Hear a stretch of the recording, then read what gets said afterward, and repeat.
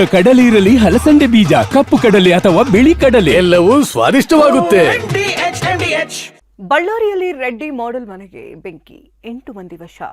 Reels ಮಾಡೋಕೆ ಬಂದವರು ಬೆಂಕಿ ಇಟ್ಟಿದ್ದಾರೆಂದ ಖಾಕಿ. ಇನ್ನು ಹರಿಪ್ರಸಾದ್ ಅಮಾನತಿಗೆ ಬಿಜೆಪಿ ಬಿಗಿಪಟ್ಟು, ಕೇಂದ್ರ ಸರ್ಕಾರದಿಂದ ಅನುದಾನ ಬರ್ತಿಲ್ಲ ಎಂದು ಕಾಂಗ್ರೆಸ್ ಕೆಂಡಾಮಂಡಲ. ಈ ಸುದ್ದಿಯನ್ನು ನೋಡೋಣ ರಾಜಕೀಯ ನ್ಯೂಸ್ ಟಾಪ್ ನೈನ್ನಲ್ಲಿ. ಜನಾರ್ದನ ರೆಡ್ಡಿ ಪತ್ನಿಗೆ ಸೇರಿದ ಮಾಡೆಲ್ ಮನೆಗಳಿಗೆ ಬೆಂಕಿ ಪ್ರಕರಣಕ್ಕೆ ತಿರುವು ಸಿಕ್ಕಿದೆ.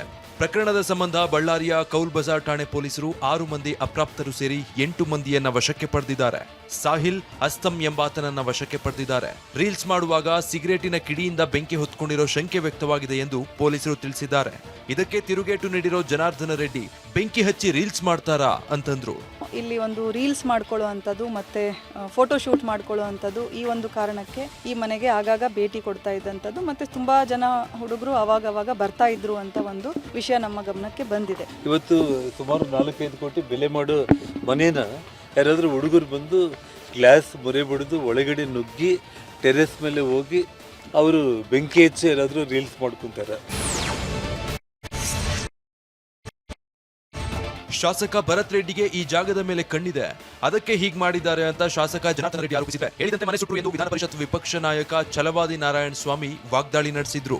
ಭರತ್ ರೆಡ್ಡಿ ಸುಮಾರು ಅಂದ್ರೆ 4-5 ತಿಂಗಳ ಹಿಂದೆಯಿಂದ ಕೂಡ ಈ ಒಂದು ಪ್ರಾಪರ್ಟಿ ಮೇಲೆ ಕೂಡ ಕಣ್ಣಾಕಿ ಹುಡುಗರನ್ನ ಕಳಿಸಿ ಕಳುವು ಮಾಡಿಸಿರುವಂಥದ್ದು, ಇದ್ರ ಸುತ್ತಮುತ್ತ ಓಡಾಡ್ತಾ ಇರೋದು. ಮನೆ ಸುಟ್ಟಾಕ್ತೀನಿ ಆಯ್ತು, ಮನೆ ಸುಟ್ಟಾಯ್ತಲ್ಲ, ಈಗ ಅವ್ರು ಇರೋ ಮನೆ ಸುಡಕ್ಕಾಗ್ಲಿಲ್ಲ, ಬೇರೊಂದು ಮನೆಯನ್ನು ಸುಟ್ಟಾಯ್ತು ಅಂದ್ರೆ ಹೇಳಿಕೆ ಕೊಟ್ಟು ಮನೆಯನ್ನೇ ಸುಟ್ಟಾಕ್ತಿವಿ ಅಂತ ಸುಟ್ಟಾಕಿದ್ರು. ಇವಾಗ ಏನ್ ಮಾಡ್ತೀರಿ ಮಾನ್ಯ ಮುಖ್ಯಮಂತ್ರಿಗಳೇ? ರಾಜ್ಯಪಾಲರಿಗೆ ಅಗೌರವ ತೋರಿದ ಹರಿಪ್ರಸಾದ್ನ ಅಮಾನತು ಮಾಡುವಂತೆ ಆಗ್ರಹಿಸಿ ಸದನದಲ್ಲಿ ಬಿಜೆಪಿ ಗದ್ದಲ ಸೃಷ್ಟಿಸಿತ್ತು. ನಿನ್ನೆ ಸಿಎಂ ಸಿದ್ದರಾಮಯ್ಯರನ್ನ ಬಿಕೆ ಹರಿಪ್ರಸಾದ್ ಭೇಟಿಯಾಗಿ ಚರ್ಚೆ ನಡೆಸಿದ್ರು. ಅತ್ತ ಕೇಸರಿ ಪಡೆ ಕೆರಳಿ ಹೋಗಿದೆ. ಗೂಂಡಾ, ಸಗಣಿ ತಿನ್ನೋರು ಅಂತ ವಾಗ್ದಾಳಿ ನಡೆಸಿದೆ. ಪ್ರಸಾದ್ ಅವರು ನಡ್ಕೊಂಡ ರೀತಿ ರಸ್ತೆ ಬದಿಯಲ್ಲಿರ್ತಕ್ಕಂಥ ಗೂಂಡಾಗಿಂತ ಕೆಟ್ಟದಾಗಿತ್ತು. ಅವರ ಮಾತು ಎಷ್ಟು ಒಲಸು ಮಾತುಗಳಿತ್ತು ಅಂತಂದ್ರೆ, ಅನ್ನ ತಿನ್ನುವ ಬಾಯಲ್ಲಿ ಅಂತಹ ಮಾತುಗಳು ಬರುವುದಿಲ್ಲ. ಯಾರಾದ್ರೂ ಸಗಣಿ ತಿನ್ನುವರ ಬಾಯಲ್ಲಿ ಮಾತ್ರ ಅಂತ ಮಾತುಗಳು ಬರ್ಲಿಕ್ಕೆ ಸಾಧ್ಯ. ಕಾಂಗ್ರೆಸ್ ಅವರಿಗೆ ನೈತಿಕತೆ ಇಲ್ಲ. ಕೂಟದ ವ್ಯವಸ್ಥೆಯಲ್ಲಿ ನಾವೆಲ್ಲರೂ ಕೂಡ ಒಟ್ಟಿಗೆ ಹೋಗ್ಬೇಕಾಗಿದೆ.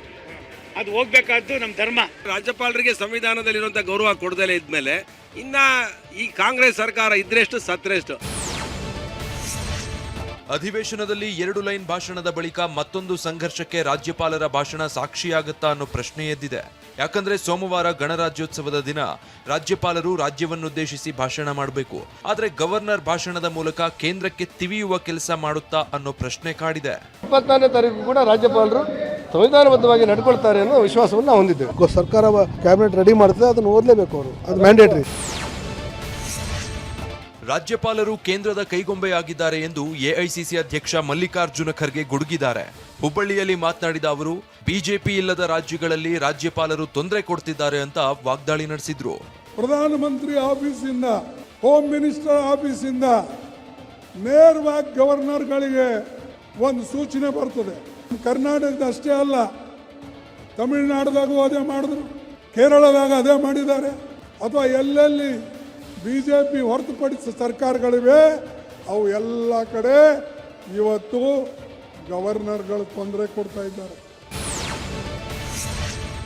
ಮನ್ರೇಗಾ ಪ್ರಸ್ತಾಪಿಸಿ ಕೇಂದ್ರದಿಂದ ಅನುದಾನ ಬರ್ತಿಲ್ಲ ಅಂತ ಎಐಸಿಸಿ ಅಧ್ಯಕ್ಷ ಮಲ್ಲಿಕಾರ್ಜುನ ಖರ್ಗೆ ಗುಡುಗಿದ್ರು. ಕೇಂದ್ರ ಸರ್ಕಾರ ರಾಜ್ಯಕ್ಕೆ ನೀಡಬೇಕಾದ ಅನುದಾನ ಕೂಡ ನೀಡಿಲ್ಲ ಎಂದು ಸಿಎಂ ಸಿದ್ದರಾಮಯ್ಯ ವಾಗ್ದಾಳಿ ನಡೆಸಿದ್ರು. ಇವತ್ತು ನಮ್ಮ ಸರ್ಕಾರ ಎಷ್ಟು ಹಣ ಖರ್ಚು ಮಾಡಿದೆ, ಕೇಂದ್ರದಿಂದ ಎಷ್ಟು ಹಣ ನಮಗೆ ಬರಬೇಕು ಅದು ಬರ್ತಾ ಇಲ್ಲ. ಯಾಕೆ ಬರ್ತಾ ಇಲ್ಲ? ಇಲ್ಲಿ ಕಾಂಗ್ರೆಸ್ ಸರ್ಕಾರ ಇದೆ. ಜೋಶಿ ಅವರೇ, ನಿಮ್ಮ ಕೇಂದ್ರ ಸರ್ಕಾರದಿಂದ ಅನುಮತಿ ಸಿಗಬೇಕು. ಅರಣ್ಯ ಇಲಾಖೆ, ಪರಿಸರ ಇಲಾಖೆಯಿಂದ ಅನುಮತಿ ಸಿಗಬೇಕು. ನೀವು ಕೊಡಿಸಿದ್ರೆ ನಾಳೆನೇ ಮಾಡ್ತೀವಿ ಅಂತಕ್ಕಂಥ ಮಾತುಗಳನ್ನು ಹೇಳಲಿಕ್ಕೆ ಬಯಸ್ತಾ ಇದ್ದೇನೆ. ಮನೆ ಹಂಚಿಕೆ ಯೋಜನೆಯಲ್ಲಿ ಕೇಂದ್ರದ ಪಾಲಿದೆ. ಹೀಗಿದ್ರೂ ಶಿಷ್ಟಾಚಾರ ಪಾಲಿಸಿಲ್ಲ ಅಂತ ಬಿಜೆಪಿಗರು ಪ್ರತಿಭಟನೆ ನಡೆಸಿದ್ರು. ಕೇಂದ್ರ ಸಚಿವರು ಶಾಸಕರಿಗೆ ಆಹ್ವಾನ ನೀಡಿಲ್ಲ ಅಂತ ರ್ಯಾಲಿ ನಡೆಸಿದ್ರು. ಇದಕ್ಕೆ ತಿರುಗೇಟು ನೀಡಿದ ಸಚಿವ ಜಮೀರ್ ಅಹಮದ್, ಈ ಮನೆಗಳನ್ನ ಸಿದ್ದರಾಮಯ್ಯ ಮಂಜೂರು ಮಾಡಿದ್ರು ಅಂತಂದ್ರು. ನಾವೇ ಮಾಡೇವಿ ಅಂತ ಅನ್ನುವಂಥದ್ದು ಹೇಳ್ತಾರೆ. 2017 ಹುಬ್ಳಿ ಧಾರವಾಡ ಮಹಾನಗರ ಪಾಲಿಕೆ ಭಾರತೀಯ ಜನತಾ ಪಾರ್ಟಿ ನಮ್ದೇ ಇತ್ತು. ಅವತ್ತು ಇತ್ತು, ಇವತ್ತು ಇತ್ತು. ಅವಾಗ ನಾವು ಭೂಮಿ ಕೊಟ್ಟಿದ್ದನ್ನು. ಸಿದ್ದರಾಮಯ್ಯ ಸಾಹೇಬ್ರೆ ಮುಖ್ಯಮಂತ್ರಿ ಇರುವಾಗ 15, 16, 17, 18ಅಲ್ಲಿ 1,80,253 ಮನೆಗಳು ಸ್ಯಾಂಕ್ಷನ್ ಮಾಡಿದ್ರು. ಅದಾದ್ಮೇಲೆ ಸಮ್ಮಿಶ್ರ ಸರ್ಕಾರ ಬಂತು, ಬಿಜೆಪಿ ಸರ್ಕಾರ 4 ವರ್ಷ ಆಯಿತು, ಒಂದು ಮನೆನೂ ಸ್ಯಾಂಕ್ಷನ್ ಮಾಡಿಲ್ಲ, ಒಂದು ಮನೆನೂ ಕೊಡಕ್ಕೆ ಸಾಧ್ಯ ಆಗಿಲ್ಲ.